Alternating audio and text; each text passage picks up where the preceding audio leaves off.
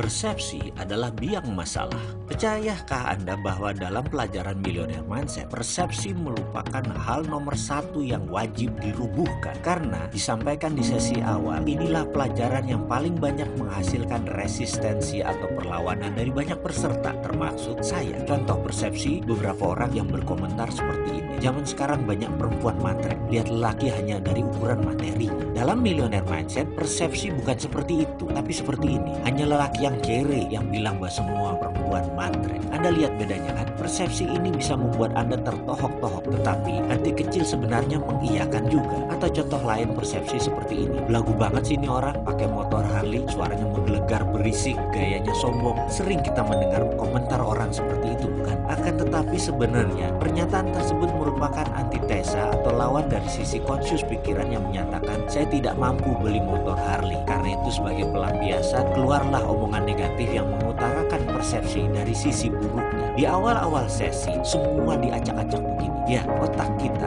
rasanya seperti dibolak-balik. Ini merupakan suatu hal yang membuat tidak nyaman, tetapi dalam pikiran hati kecil kita rasanya seperti ada yang nyeletuk. Iya juga sih, karena sudah ada kesepakatan di antara sesama peserta dan fasilitator yang mengajarkan bahwa mereka akan menggunakan bahasa langsung, mau tidak mau persepsi tersinggung, harga diri, gengsi, atau ilmu atau apapun yang dipegang sebagai kebenaran versi diri peserta harus ditanggalkan, harus ditinggalkan.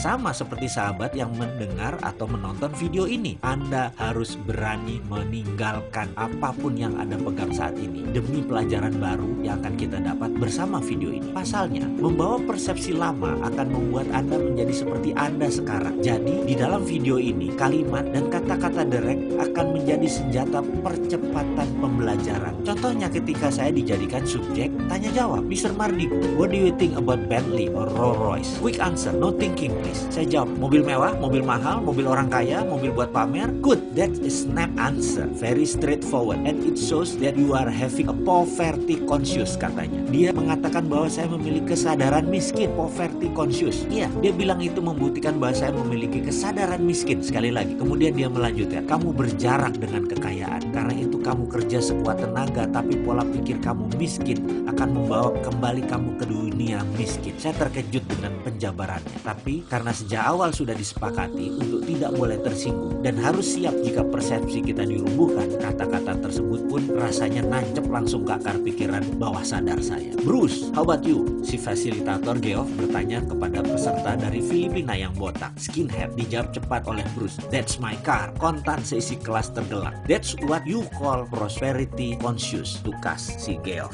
Ya, Geoff langsung berkata bahwa itu adalah kesadaran kemakmuran. Kalimat itu membawa saya melamun. Teringat kembali suatu masa ketika saya sedang berdialog dengan Ketut Mas Agung, anak ketiga dari keluarga Mas Agung, pendiri toko Gunung Agung, toko Wali Songo, pemilik Pullman Hotel, gedung Wisma Nusantara, dan banyak hotel lagi. Saya mengenal Ketut Mas Agung lebih dari 25 tahun, bahkan sampai saat ini kami masih seminggu sekali bertemu dan masuk dalam WA Group bersama. Suatu hari saya bertanya kepada sahabat saya ini, bro, bagaimana asal-muasal keluarga Mas Agung membangun bisnis yang berkelimpahan hingga makmur seperti sekarang? Awalnya apa yang almarhum Bapak Mas Agung lakukan? Singkat cerita, beliau mengisahkan bagaimana bapaknya dulu sebagai pegawai bagian sales yang gigih, setiap hari berjualan buku. Namun di hati kecilnya ia selalu berkata bahwa bekerja seperti itu artinya membangun kerajaan orang lain, dan ini ada batasnya. Pemikiran itu pun memenuhi isi kepalanya setiap saat. Dia ingin membuka usahanya sendiri, membangun kerajaannya sendiri. Kemudian ada satu rumah di Jalan Kuitang nomor 10 yang setiap hari selalu ia lewati. Dia selalu menghayal andai dia bisa memiliki rumah itu, kemudian menjadikan tempat untuk memulai usahanya. Rumah itu dimiliki sepasang suami istri warga negara Belanda, dan suatu hari mereka sekeluarga harus meninggalkan Indonesia karena sejak perjanjian Linggarjati ditandatangani, Belanda harus angkat kaki dari Indonesia. Akhirnya keluarga pemilik rumah di Jalan Kuitang pun memasang iklan di koran dengan harga yang sangat murah, akan tetapi tidak ada peminat. Kemudian mereka memasang informasi di depan rumah dengan harga yang lebih murah lagi, juga tidak ada yang peminat. Sampai suatu hari sang istri berkata kepada suaminya, sayang sekali kita meninggalkan aset di negeri orang seperti ini. Bagaimana kalau kita tawarkan kepada orang yang lewat? Saya perhatikan ada seorang anak muda berwajah oriental setiap hari lewat, dan dari raut mukanya sepertinya dia orang yang berdedikasi, rajin kerja, pandai, siapa tahu dia berminat, Pak. Anak muda yang dimaksud istrinya tak lain adalah Mas Agung. Maka suatu hari ketika Mas Agung lewat, dipanggil dia dan ditawarkan rumah tersebut. Tentu saja tawaran tersebut disambut antusias oleh Mas Agung. Sayangnya, begitu disebut harga, Mas Agung tidak sanggup. Padahal harga tersebut super murah dibanding penawaran via koran, bahkan harga yang ditempel di depan rumah tersebut. Tapi apa mau dikata, uang Bapak Mas Agung belum terkumpul sampai sebegitu. Akhirnya sang suami menawarkan solusi agar Mas Agung mencicil selama 5 tahun. Mas Agung pun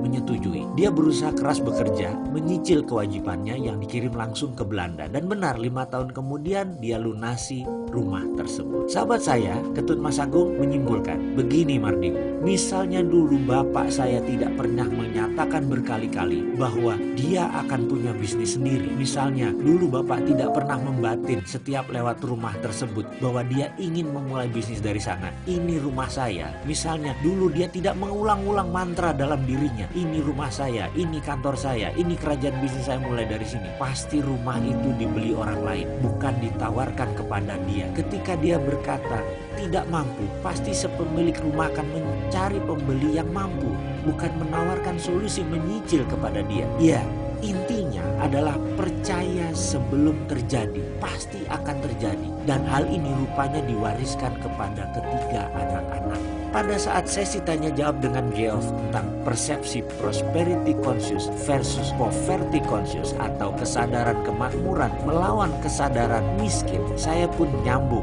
dan saya memperoleh aha experience atau pengalaman yang membuat dalam hati saya berkomentar, aha, saya ngerti sekarang bahwa prosperity conscious itu harus ditanamkan jauh-jauh hari dan semuanya pasti terjadi.